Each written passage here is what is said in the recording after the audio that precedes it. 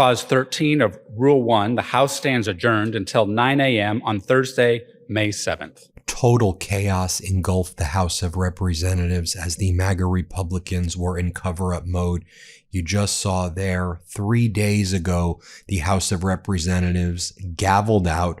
They shut down the House once again for a number of days. They're going to gavel out again this morning, and no one's going to go to work.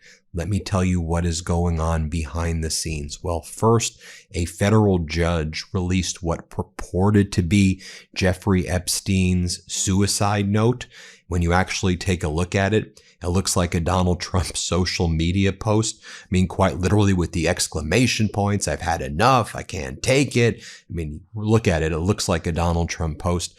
Separately, you had the Justice Department rushing to the Supreme Court in order to try to intervene and demand that the Supreme Court overturn the case where Donald Trump was found civilly liable for sexual assault and defamation. But what the main cover-up was all about yesterday as the GOP went into cover-up mode was the fact that Howard Lutnik was supposed to have his deposition taken yesterday. It was supposed to be an under oath video deposition. We all know Howard Lutnik, Donald Trump's Commerce Secretary, lied and said he had no connection with Epstein except he met Epstein once in 2005. Never met him again because Lutnik said after I met him this one time, because Epstein was his neighbor, he was so disgusting. I knew he was a blackmailer. I knew he was a pervert. I knew he did bad things with little girls. So I would never be around that creep ever again. Me and my wife talked about it. We then found in the Epstein files that Lutnik had numerous points of contact with Epstein, and he brought his children to Epstein's Island. Lutnik also brought his friends' children to Epstein Island after Lutnik admitted that he knew all of the bad things about Epstein. So you brought your little kids and you brought the little kids of your friends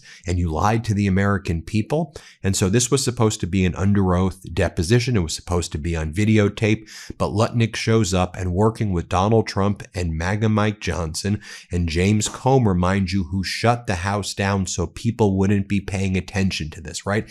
I think that's the main reason they basically shut down Congress, to further cover up the Epstein files and all of these things. What goes on when this deposition starts? Well, James Comer says, well, we're not going to actually do a deposition here. We're not going to do Lutnik under oath. We're not going to do a videotape. We're just going to do a transcribed interview. So it's not under oath, no videotape. And James Comer's like, we don't want them purple hair, MS Now watchers, MeidasTouch watchers, these liberals with the purple hair watching videos of Lutnik. What are you even talking about?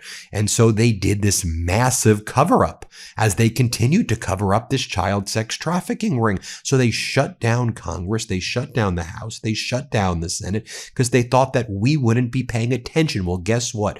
MeidasTouch Network is now leading all news networks. Independent media is now in the forefront, and we had our cameras all over the Capitol building to observe the cover-up in action and to call it out and to expose it. We saw Lutnik heading into the room that they turned into this transcribed interview, and then Democrats were out there calling out this massive cover-up. So I did a video on the Democrat response to Lutnik and Comer and MAGA Mike and Trump's cover-up, where they had Lutnik just give this transcribed interview and not testify under oath. By the way, they did not release the transcribed interview yesterday. Just think about that. They concealed the transcribed interview so that they could try to mold it and say what's going to happen, and they can try to manipulate the news cycle in hopes it goes away. And they didn't do it under video. They didn't do it under oath. So it's basically worthless. But here's something that I don't think you've seen anywhere else.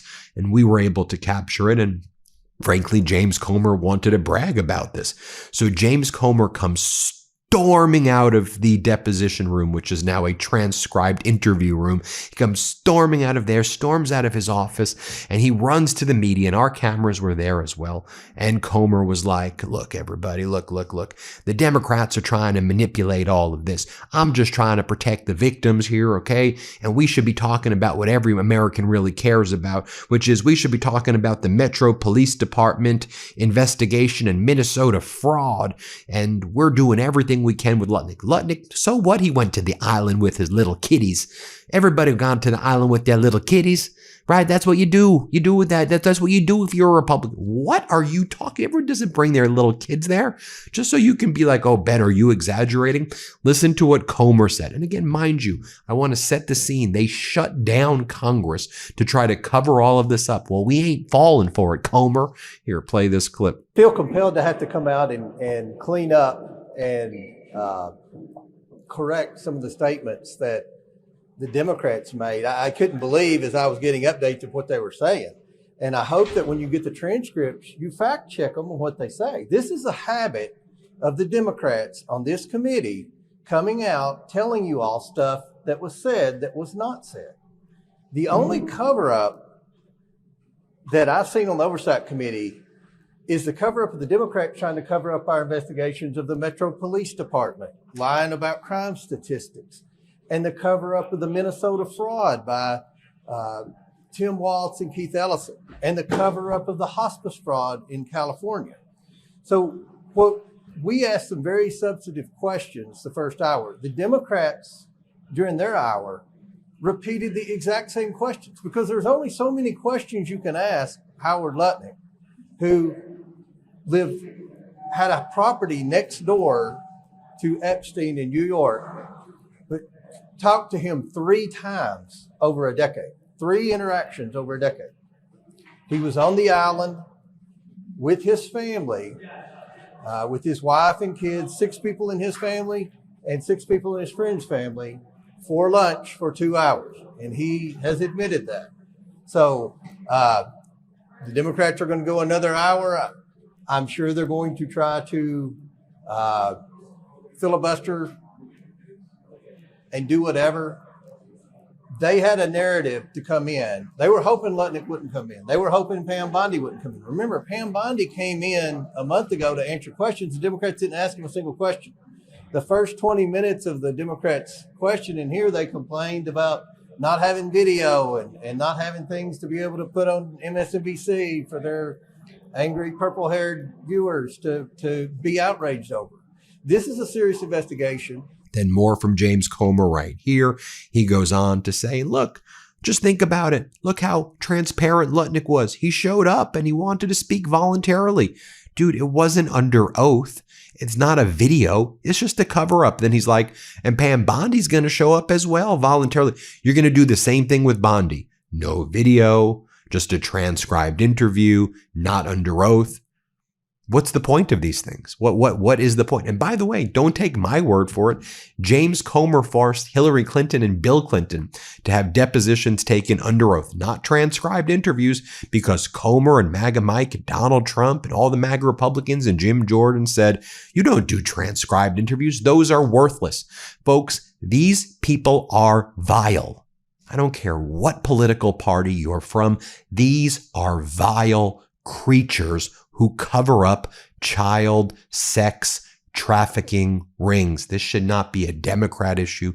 This should not be a Republican issue. This should be a human issue. Damn it. Here, play this clip of Comer. It's my understanding he wasn't on the island very long and he was there with his wife and kids, but we'll see what he says. It's pretty extraordinary to bring in a cabinet secretary or something like this. Can you characterize that? And look, I've been on the Oversight Committee 10 years.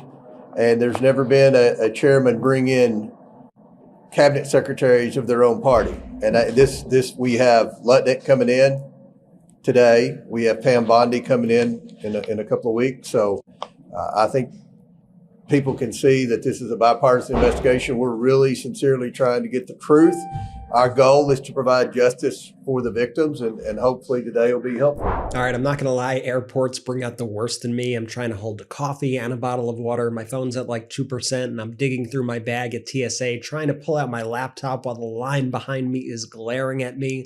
Most luggage is honestly just like a box on wheels. Nothing about it actually makes travel easier, but that's why I'm obsessed with Noble, and their all-in-one carry-on is ridiculously smart. You can see it right here behind me. First off, there's a flip-out cup holder built right into the suitcase, which is a lifesaver when you're standing in line or waiting at the gate. It also has a built-in charging port so your phone stays alive without fighting people for outlets. And my favorite part, the front laptop pocket. TSA is finally painless. No more mini panic attacks trying to unzip everything while people stare you down. I know you know what I'm talking about. Plus, the 360-degree wheels glide effortlessly beside you instead of dragging behind like an anchor. And unlike most bags, Noble has no zipper at all. It locks shut with a latch system that can't be pried open. You'd be shocked how many bags get broken into with just a ballpoint pen. I went with the midnight blue and it looks so sleek. I mean, check it out. It's one of those bags that turns heads at the airport, and even if you're not flying first class, your luggage will look like it. Noble is the #1 top-rated luggage on Trustpilot. Every suitcase comes with a 100-day money-back guarantee, free 3-day express shipping, and a lifetime warranty. It is the last suitcase you will ever need to buy.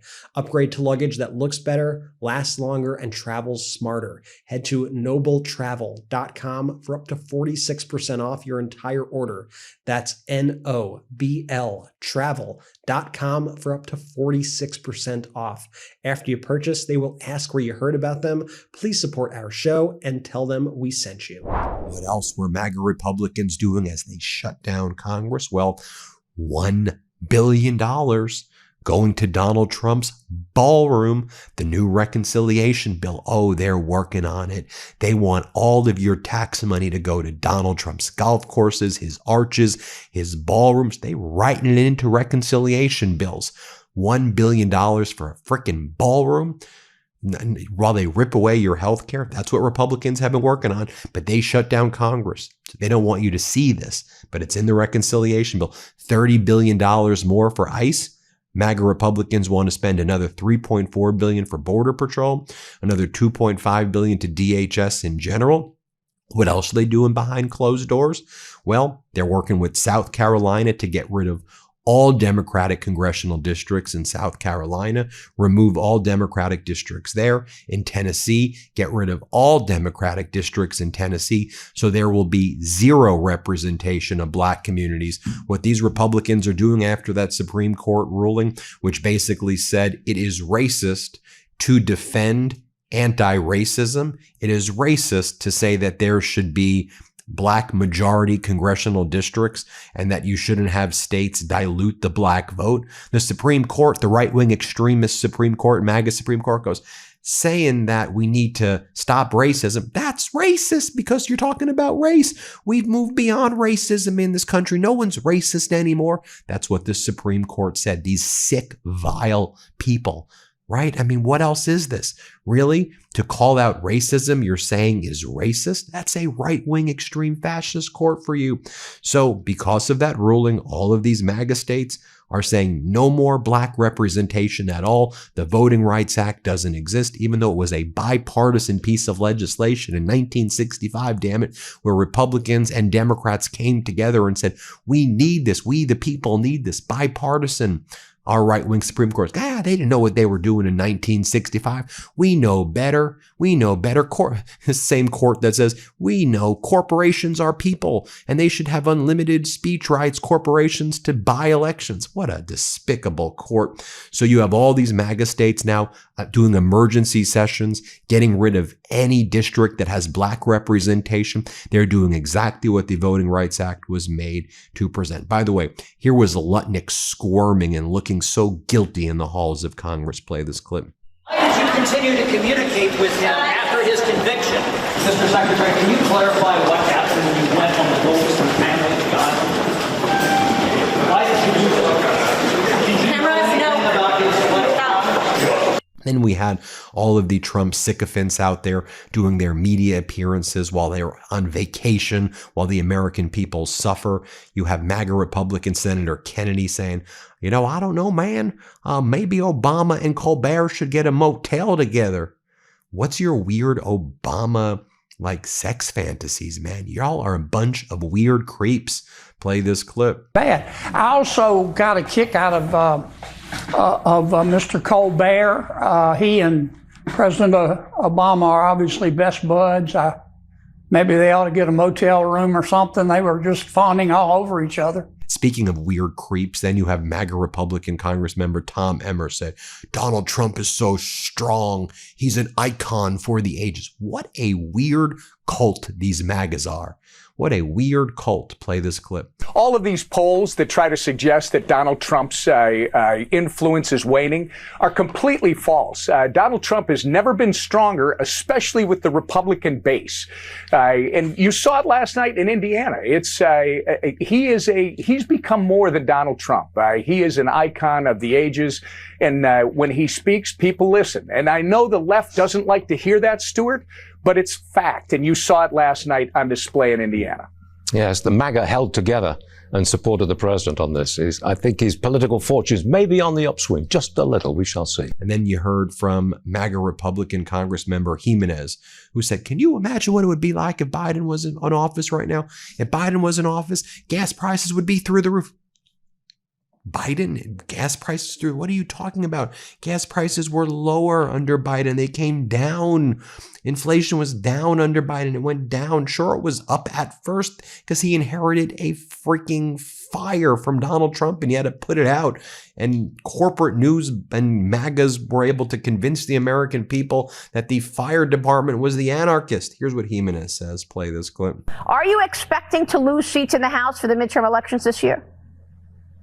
I was, but I'm not. Now you're not. And I'll tell you why. I think that no, I'm not. And I'll tell you why, because we need to go on offense against the Democrats. Can you imagine what oil prices would be today if Joe Biden were actually in office, and the Straits of Hormuz were being closed by Iran? We're now energy independent and we're energy dominant. Under him, we were energy dependent. And so the world would be in a much worse place if Joe Biden and the Democrats were in power. And then, as I mentioned, Donald Trump working with the Justice Department to try to shut down the verdict against him that was affirmed by the Court of Appeals in the E. Jean Carroll case. So disgusting. We did hear from MAGA Republican Congress member Thomas Massie, though. He was able to go on Tucker, and here's what he had to say about Lauren Boebert. Let's play it. They took her over to the Situation Room, right? Like, this is where, if they're trying to kill or capture Osama bin Laden, this is where they are at the White House. They took her into the Situation Room and tried to whip her into taking her name off of the discharge petition. Over Epstein. Over Epstein, yep. And then the president vetoed a bill that would have brought water to a large portion of Colorado. Like, over Epstein. Over Epstein. And this isn't even, at this point, it's not just about Lauren Boebert. Why are people in Colorado deprived of water? Because their representative wants to expose a sex trafficking ring. I mean, none of this makes any sense at all because it's a losing issue for Trump and has been. That was the beginning of the end, really. I think we're at the end. And then here's what he said about Bondi. Let's play it. Republican member of the Judiciary Committee. This was in April of last year, about a year ago. And I told Jim Jordan on the way over, he said, everybody gets one question. You can ask the Attorney General a question. I said, I want to ask her about phase 2 of the Epstein files. Would that be too confrontational? And Jim said, I'm not going to tell you what you can and can't ask. Go ahead. So I was one of the first people as we finished dinner to ask a question. And I asked Pam Bondi where the rest of the files were and when would they be released. And she said, there was nothing left but child pornography and nobody wants to see that. It made it sound sort of like I was a voyeur or a pedophile myself. But you were creepy for asking. Yeah, that I was creepy for asking. And so I didn't ask any more about it. And then I saw in the news as things played out, the story kept shifting. And I said, well, there's some there. And then behind all of this right now, folks, let's just talk about the energy situation. I want to put this on your radar right here. This was from Bloomberg yesterday. Here, play this clip. When do storage tanks run empty? Your parts of the world, like Australia, Philippines, Thailand, you are. But the question is when and where. I still say that with you, it's going to be, sometime in the month of May that you're going to end up with Europe hitting tank bottoms, and in the U.S., it's somewhere in that July 4th time period. If not sooner, by the way, the inventories number coming out of the U.S., the ones we got last night, the ones last week, I've never seen anything like that before. And I think that it's important to remember that these inventory numbers, let's define terms, a deficit versus a shortage. We have a deficit today, meaning that demand is above supply and we're drawing inventories. It's not a shortage yet. So to answer your question, you have the shortages in places like, Asia, and it's not that bad yet, because you're not completely at tank bottoms. But in places like Europe and the United States, you're in a deficit and you don't hit the shortages until you hit tank bottoms. And finally, here's what Democratic Congressmember Subramanian had to say yesterday. Let's play it. We asked him over and over again, why did you go to the island? He says he doesn't remember, that it was inexplicable, and he simply didn't know how to answer the question at that point. And here's what Congressmember Ro Khanna had to say. Let's play it. We know why that interview was not videotaped. If Donald Trump had seen the video transcript, he would have fired Howard Lutnik. It was really embarrassing. He was asked very straightforward questions about whether he regretted misleading the American people. I mean, he said that he would never see Epstein again in 2005. And everyone knows that he took his wife and kids to see Epstein in 2012. And yet it was just contortions and lies and no acknowledgement that he misled the American public. And if you saw the exchanges that my colleagues had with him, you would see he made a farce of the English language. I mean, he was trying to define I as if saying that what he really meant is that he would not see Epstein alone, but be totally fine with having his wife and kids see Epstein. It made no sense. And then he's raised even more serious concerns about the investigation. He originally had said that Epstein engaged in blackmail and recorded videotapes. Now he's saying, well, he was wrong. He was just speculating, and Epstein actually didn't engage in blackmailing. This raises the question of what the cover-up is. Did someone tell him to say that? I've not heard that that Epstein never engaged in blackmail. Why is Howard Lutnik changing his testimony, changing his story? He's lost all credibility. And really, it's a shame that the American people don't get to see what he did there. Total lack of truth and lack of honesty. There you have it, folks. Let me know what you think. Hit subscribe. Let's get to 7 million subscribers. Thanks so much for watching, everybody. New Meidas merch. Head to store.MeidasTouch.com today and get yourself the best pro-democracy gear and show your support. That's store.MeidasTouch.com.